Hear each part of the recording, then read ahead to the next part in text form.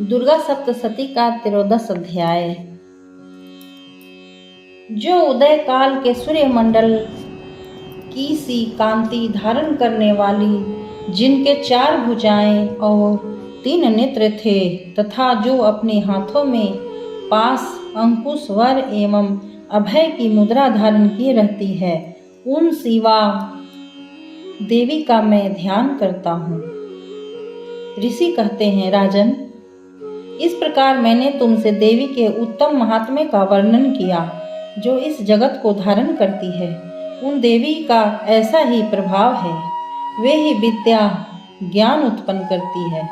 भगवान विष्णु की माया स्वरूपा उन भगवती के द्वारा ही तुम ये वैश्य तथा अन्यान्य विवेक की जन मोहित होते हैं, मोहित हुए हैं तथा आगे भी मोहित होंगे। महाराज, तुम उन्हीं परमेश्वरी की शरण में जाओ। आराधना करने पर वे ही मनुष्यों को भोग, स्वर्ग तथा मोक्ष प्रदान करती है।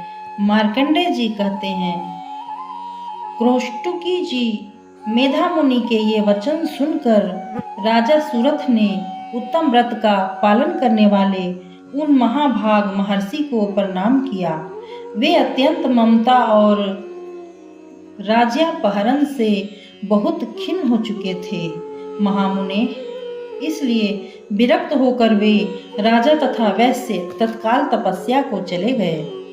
वे जगदम्बा के दर्शन के लिए नदी के तट पर रहकर तपस्या करने लगे। वे वैश्य उत्तम देवी सूक्त का जप करते हुए तपस्या में प्रवृत्त हुए। वे दोनों नदी के तट पर देवी की मिट्टी की मूर्ति बनाकर पुष्प, धूप और हवन आदि के द्वारा उनकी आराधना करने लगे। उन्होंने पहले तो आहार को धीरे धीरे कम किया, फिर बिल्कुल निराहार रहकर देवी में ही मन लगाए एकाग्रता पूर्वक उनका चिंतन आरंभ किया। वे दोनों अपने शरीर के रक्त से प्रोक्षित बलि देते हुए लगातार 3 वर्ष तक संयम पूर्वक आराधना करते रहे।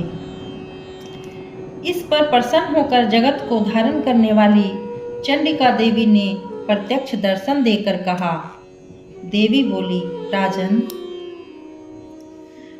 तथा अपने कुल को आनंदित करने वाले वैश्य, तुम लोग जिस वस्तु की अभिलाषा रखते हो वह मुझसे मांगो। मैं संतुष्ट हूँ, अतः तुम्हें वह सब कुछ दूंगी।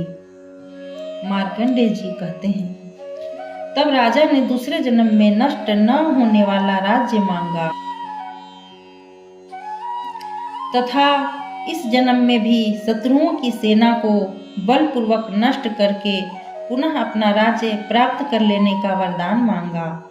वैश्य का चित्त संसार की ओर से खिन्न एवं विरक्त हो चुका था और वे बड़े बुद्धिमान थे, अतः उस समय उन्होंने तो ममता और अहंता रूप आसक्ति का नाश करने वाला ज्ञान मांगा।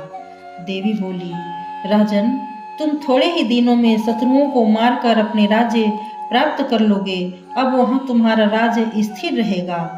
फिर मृत्यु के पश्चात तुम भगवान विश्वस्वान सूर्य के अंश से जन्म लेकर इस पृथ्वी पर सावर्णिक मनु के नाम से विख्यात होवोगे। वैश्वर्य, तुमने भी जिस वर को मुझसे प्राप्त करने की इच्छा की है उसे देती हूँ। तुम्हें मोक्ष के लिए ज्ञान प्राप्त होगा। मार्कंडेय जी कहते हैं, इस प्रकार उन दोनों को मनोवांछित वरदान देकर तथा उनके द्वारा भक्ति पूर्वक अपनी स्तुति सुनकर देवी अंबिका तत्काल अंतर्ध्यान हो गई। इस तरह देवी से वरदान पाकर क्षत्रियों में श्रेष्ठ सुरथ सूर्य से जन्म ले सावर्णी नामक मनु होंगे। इस प्रकार श्री मार्कंडेय पुराण में सार्वनिक मनवंतर की कथा के अंतर्गत देवी महात्म्य में सुरथ और वैश्य को वरदान नामक 13वां अध्याय पूरा हुआ। ओम।